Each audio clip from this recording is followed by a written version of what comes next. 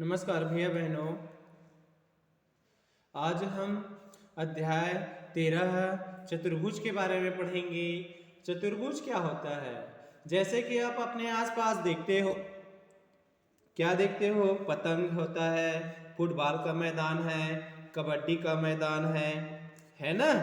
और आपकी जो कॉपी पुस्तक है, एक पेज के समान रचनाओं को रोज देखते हो ना? कितनी भुजाएं होती है उसमें? कितनी भुजाएं होती है सभी में? कबड्डी का मैदान, खेल का मैदान, है ना? और फुटबॉल का मैदान और पुस्तक है, कापी, सभी में कितनी भुजाएं होती है? 4 होती है। तो उसी 4 भुजाओं वाली आकृति को ही हम क्या कहते हैं? चतुर्भुज के नाम से जानते हैं। तो इसकी परिभाषा क्या लिख सकते हो? स्पष्ट है, ऐसी आकृति चारों भुजाओं से घिरी हुई बंद आकृति जिसमें कुल 4 कोण बनते हैं। सभी भुजाओं से घिरी हुई बंद आकृति जिसमें 4 कोण बनते हैं। कितने कोण बनते हैं? 4 कोण बनते हैं। तो उसे हम चतुर्भुज के नाम से जानते हैं। ये क्या हो गया? कोण की परिभाषा स्पष्ट है। जिसमें 4 भुजा होगा, बंद आकृति होगा और 4 कोण होगा, वो क्या है? चतुर्भुज है। तो यहाँ पर जितने भी आकृति दिख रहे हैं अपने पुस्तक में देखना, इसमें से आपको जो चतुर्भुज है उसमें क्या करना? ढूंढकर आपको राइट का चिन्ह लगाना है। अब आते हैं, ये जो हम चतुर्भुज पढ़ रहे हैं इसके अंग क्या क्या होते हैं? अब क्या देखेंगे हम? चतुर्भुज के अंग। देखिए यहाँ पर चतुर्भुज के अंग के बारे में, ठीक है? तो चतुर्भुज ABCD में, यहाँ पर चतुर्भुज ABCD है, 4 भुजाओं वाला। इसके नाम दिया गया है ABCD में। अब भुजा देखते हैं। AB पहला भुजा हो गया, BC दूसरा भुजा हो गया, CD तीसरा भुजा हो गया और DA चौथा भुजा हो गया। यानी कि प्रत्येक चतुर्भुज में कितनी भुजाएं होती है? 4 भुजाएं होती है।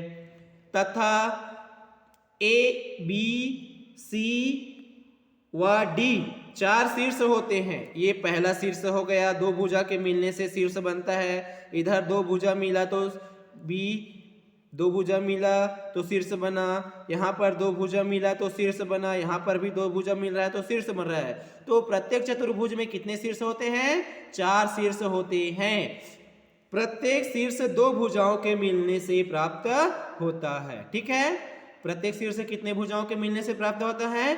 2 भुजाओं के मिलने से। प्रत्येक शीर्ष पर एक एक अंतःकोण बनता है। अंतःकोण का मतलब होता है ये जो शीर्ष बना हुआ है 2 भुजाओं के मिलने से, उसके अंदर में जो कोना बना है उसी को हम कोण के नाम से जानते हैं। ठीक है? अब इसके 3 भुजाओं के नाम को, 2 भुजाओं के नाम को देखेंगे। कोण A बनाना है तो कोण A पर बन रहा है तो कोण BAD। तो कोण शीर्ष, कौन से शीर्ष पर कोण बन रहा है? A शीर्ष पर। दूसरा शीर्ष D पर बनाना है तो किसको किसको नाम को देखेंगे? कोण ADC देखेंगे, D की शीर्ष पर बनेगा। ये तीनों नाम को देखेंगे तो कोण DAC हो जाएगा, B हो जाएगा, DC और B तो C पर बन रहा है। और कोण शीर्ष B बिंदु पर बनाना है तो किसको किसको देखेंगे? कोण CBA। इस तरह से हम क्या करेंगे? नाम देंगे। तो इस प्रकार 4 शीर्ष बन गया। चारों शीर्षों पर 4 अंतःकोण बनता है। ठीक है? कितने अंतःकोण बनते हैं? 4। तो ये हो गया चतुर्भुज के अंग, जिसमें 4 शीर्ष होते हैं, 4 भुजाएं होती हैं और 4 अंतःकोण बनते हैं। अब इसमें चतुर्भुज के अंदर अंतःभाग और बाह्य भाग होता है। इसके बारे में देखते हैं। यहाँ पर चतुर्भुज का अंतःभाग एवं बाह्य भाग। अब ये अंतःभाग क्या है? यहाँ पर परिभाषा लिखा हुआ है, देखिए। चतुर्भुज के घेरे के अंदर का भाग चतुर्भुज का अंतःभाग कहलाता है। जो जैसे ये कबड्डी का मैदान है, इसके अंदर जितना भी जगह दिख रहा है वो सभी उसका अंतःभाग। ये कबड्डी का मैदान है, खेल का मैदान है ना? तो इसके अंदर जितने भी जगह है सभी उसका अंतःभाग कहलाएगा। क्या कहलाएगा?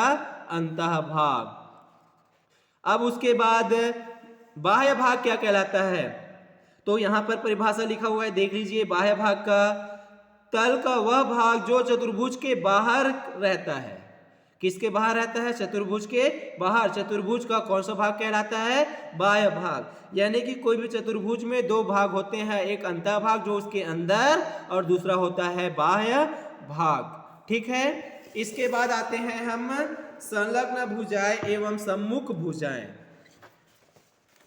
बाह्य भाग और अंतःभाग के बाद आप क्या देखेंगे? संलग्न भुजाएं एवं सम्मुख भुजाएं। अभी अंतःभाग क्या होता है ये देख लीजिए, चित्र में दिख रहा होगा। इसके अंदर जो चतुर्भुज है इसके अंदर बना है, इसको हम मान लीजिए दो भाग देते हैं, ये P और ये Q। तो ये भाग ऊपर भाग और अंतःभाग में P और Q नाम दे दिया। ठीक है। अब उसी तरह से देखिए बाह्य भाग, देखिए ये अंदर को छोड़कर जो शेष ऊपर बाहर भाग है वो बाह्य भाग कहलाएगा। इसको हम R और S के नाम दे सकते हैं, मतलब कुछ भी नाम दे सकते हो। तो ये बाह्य भाग कहलाएगा और उसके अंदर का भाग अंतः भाग कहलाता है। इसके बाद संलग्न भुजाएं एवं सम्मुख भुजाएं। संलग्न भुजाएं किसको कहते हैं? चतुर्भुज की भुजाएं जो किसी एक बिंदु पर एक दूसरे को मिलाती है ना। जैसे चतुर्भुज ये चार भुजाएं वाला है, इसमें से कोई एक बिंदु, जैसे आप ये बिंदु को ले लो, ये बिंदु को दो भुजाएं मिला रही है, ये वाला भुजा और ये वाला भुजा, तो ये क्या कहलाएगा? कोई भी दो भुजाएं एक बिंदु को मिलाती है तो उस पर मिलाती है, एक दूसरे को क्या करती है? मिलाती है। कोई भी दो भुजा जो है एक बिंदु पर एक दूसरे को मिलाती है तो वो क्या कहलाता है? चतुर्भुज का संलग्न भुजा कहलाता है। क्या कहलाता है? संलग्न भुजाएं कहलाती है। अब इसके बाद सम्मुख भुजाएं क्या है? सम्मुख भुजाएं परस्पर नहीं मिलती है। जैसे यहां पर देखिए PQ, ये P है और ये Q है ना, और एवं RS, क्या ये दोनों की भुजा एक दूसरे को मिल रही है क्या? इनसे नहीं मिल रहा है, RS से, है ना। ये भुजा का और ये भुजा मिल रहा है क्या? नहीं मिल रहा है। अगर इसको और ये मानेंगे तो मिल रहा है, तो अब कहेंगे हम संलग्न भुजा कहेंगे। लेकिन जो भुजा नहीं मिल रहा है उसको हम क्या कहेंगे? PQ और RS, वो एक दूसरे का संलग्न भुजा है। अब यहाँ पर देखेंगे तो PS और QR, ये इससे ये नहीं मिल रहा है, इसको न देखने पर ये दोनों के संलग्न भुजा नहीं है, तो ये कहलाएगा सम्मुख भुजा। इधर PS और QS हो सकता है, और इन दोनों को देखेंगे तो ये और ये का नाम देखेंगे तो इसमें PQ और SR या RS, ये एक दूसरे का संलग्न भुजा कहलाता है। तात्पर्य क्या है? जो एक दूसरे को एक बिंदु पर मिलान नहीं करती है, परस्पर नहीं मिलती है, वो क्या कहलाता है? सम्मुख भुजा कहलाता है। और जो एक दूसरे को एक बिंदु पर दो भुजाएं जब एक दूसरे को मिलाती है तो वो कहलाता है संलग्न भुजाएं। ये है उसकी पहचान, संलग्न और क्या भुजा की? संलग्न और सम्मुख भुजा की। इसमें देख सकते हैं स्पष्ट है, जैसे पहचान कर बताइए। यहाँ पर MN और LO ये सम्मुख भुजा कहलाएगा, और संलग्न भुजा क्या कहलाएगा? MN और ML, ये एक दूसरे का क्या कहलाएगा? एक बिंदु पर मिलेगा तो ये संलग्न भुजा कहलाएगा। अब इन दोनों को ले ले MN और NO, तो भी ये क्या कहलाएगा? संलग्न भुजा कहलाएगा। लेकिन MN और ये दोनों नाम को लेंगे तो ये क्या नहीं कहलाएगा? एक ही बिंदु पर नहीं मिल रहा है। ठीक है। इसका या जब दो भुजा लेंगे तो एक ही बिंदु पर दो रेखा मिलेगा तब मानेंगे। इन दोनों को और ये भुजा को लेंगे तो एक दूसरे को सीधा नहीं मिल रहा है, तो इसलिए एक दूसरे का सम्मुख भुजा है। और जो दो भुजा एक ही बिंदु पर मिलती है तब वो संलग्न भुजा है। इसी तरह से यहाँ पर तालिका बना हुआ है, देखिए चित्र क्रमांक 12.22 यहाँ पर है। इधर जितना भी है 13.22 है, 13.23 है और 13.24 है। इन सभी को देखना है और आपको क्या करना है? जोड़ों के भुजाओं को पहचानकर उनके शीर्ष के साथ सारणी मिलाना है। ठीक है, यहाँ पर पहला में आसन्न भुजाओं के नाम। क्या भुजा देखना है? आसन्न भुजा। आसन्न भुजा किसको कहते हैं? आसन्न भुजा बताया गया है ना उस समय, आप अध्याय 12 में पढ़े हैं, है ना। उभयनिष्ठ भुजा किसको कहते हैं? वो भी बताया गया है ना। सम्मुख भुजाओं के नाम लिखना है। सम्मुख यानी अभी बताया गया है, सम्मुख भुजाएं किसको कहेंगे? एक दूसरे के विपरीत, है ना। आसन्न भुजाओं के नाम बताया गया है, उसको भी ध्यान में रखना है। अब उसके बाद ये तो हो गया आपको तीनों तालिकों को देखकर यहाँ पर जो आसन्न भुजाएं हैं उसको क्या करेंगे, ये सभी को आप स्वयं भरेंगे और व्हाट्सएप में भेजेंगे। इसके बाद मैं आपको जो इसके नाम हैं उसके बारे में बता देता हूँ। ये हमने सीखा पर यहाँ पर देखेंगे इसको, और सभी भैया बहने इसको पूरे को अपने कॉपी में लिखेंगे। चलिए मैं एक बार पढ़ देता हूँ। चार भुजाओं से घिरी बंद आकृति जिसके अंदर के भाग में चार कोण बनते हैं चतुर्भुज कहलाते हैं। उसके बाद 2 नंबर है, किसी चतुर्भुज के में कितने शीर्ष होते हैं? 4 शीर्ष होते हैं। 4 भुजाएं होती है तथा कितने कोण बनते हैं? 4 कोण बनते हैं। तो उसे हम क्या कहते हैं? चतुर्भुज कहते हैं। चतुर्भुज के सम्मुख शीर्षों को मिलाने पर वाला रेखाखंड क्या कहलाती है? विकर्ण। अब जैसे उदाहरण के लिए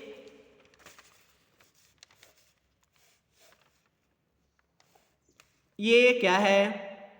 चतुर्भुज है। इस तरह से रेखा खींचकर भुजाओं को मिला दिया मैंने, इसको ऐसे खींचकर मिला दिया, है ना। सम्मुख भुजा इसका ये, इसका ये, तो ये सम्मुख भुजा को मिलाया तो इसमें क्या बना? ये जो रेखा खींचा हुआ है इसी को हम विकर्ण के नाम से जानते हैं। क्या नाम से? विकर्ण के नाम से जानते हैं। ठीक है, तो कोई भी चतुर्भुज में कितने विकर्ण बनते हैं? ये पहला विकर्ण हो गया और ये दूसरा विकर्ण। यानी कि कोई भी चतुर्भुज में केवल कितने विकर्ण बनते हैं? 2 विकर्ण बनते हैं। चतुर्भुज की वे भुजाएं, 2 भुजाएं जिनके एक शीर्ष उभयनिष्ठ होता है। चतुर्भुज की वे 2 भुजाएं जिनके एक शीर्ष उभयनिष्ठ होता है संलग्न भुजाएं कहलाती है। ये संलग्न भुजा की परिभाषा है। चतुर्भुज के वे 2 भुजाएं जिनमें कोई भी शीर्ष उभयनिष्ठ नहीं होता वो सम्मुख भुजाएं कहलाती है। उसके बाद है चतुर्भुज ABCD के अंतःभाग चतुर्भुज की परिसीमा स्वयं चतुर्भुज के साथ मिलकर चतुर्भुजीय क्षेत्र बनाता है।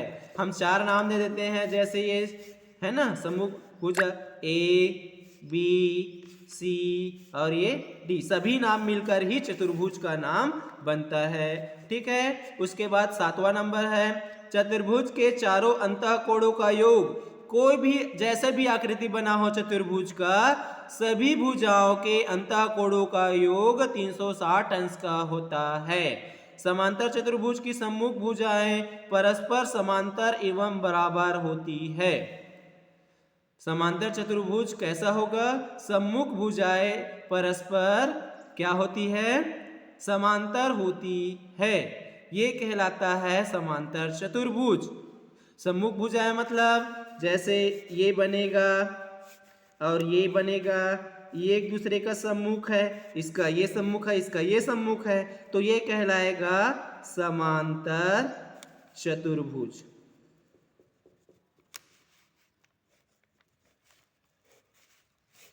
ये और ये जो सम्मुख भुजा बराबर हैं तो ये क्या कहलाएगा? समांतर चतुर्भुज कहलाएगा। उसके बाद है 8वां नंबर, क्या होती है? समांतर एवं बराबर होती है।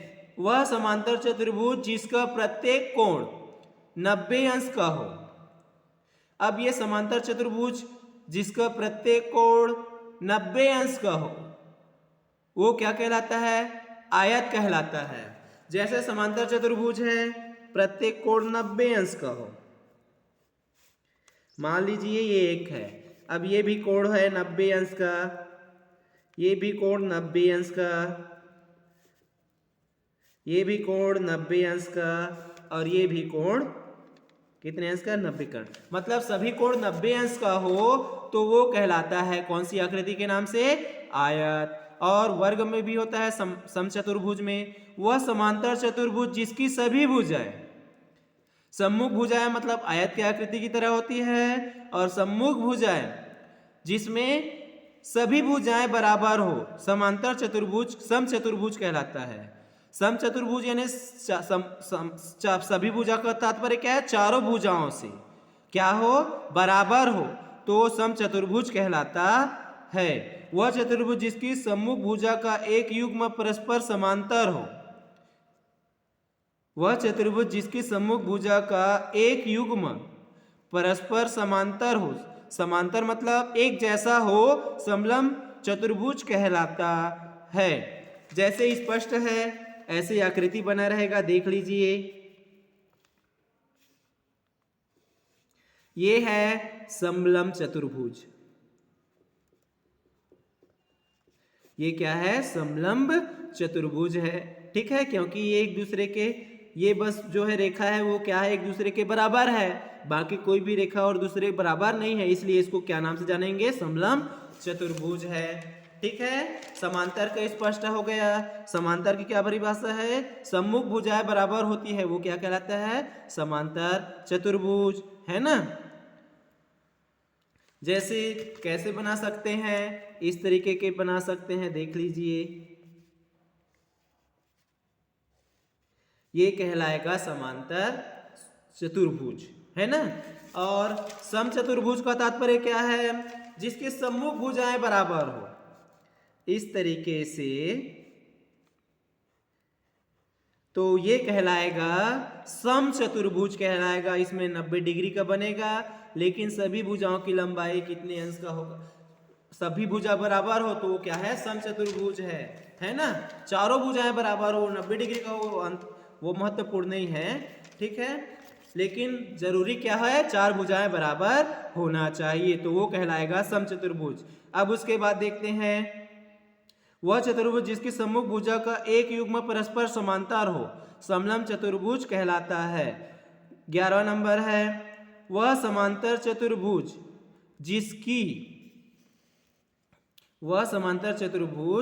जिसकी सभी भुजाएं बराबर हो और प्रत्येक कोण 90 अंश का हो, वर्ग कहलाता है। प्रत्येक कोण कितने अंश का हो? 90 अंश का हो, वो क्या कहलाता है? वर्ग कहलाता है। ये वर्ग है, देखिए इस तरह से 90 अंश का है तो मतलब समझ जाइए वो क्या है? वर्ग है। सभी 90 डिग्री का, कितने अंश का? 90 अंश का, तो ये कहलाएगा क्या? लेकिन चारों भुजा बराबर भी होनी चाहिए और 90 डिग्री बनना चाहिए, तब ये कहलाएगा वर्ग। इतना तो आप हमेशा पढ़ते आए हो। तो इस तरह से ये सभी परिभाषा को आप कॉपी में लिखेंगे, और उसके बाद जितने भी बार 13.1 है और 13.2 है, उसके सभी प्रश्नों को आप कॉपी में लिख कर ग्रुप में भेजेंगे। आज के लिए इतना ही, धन्यवाद।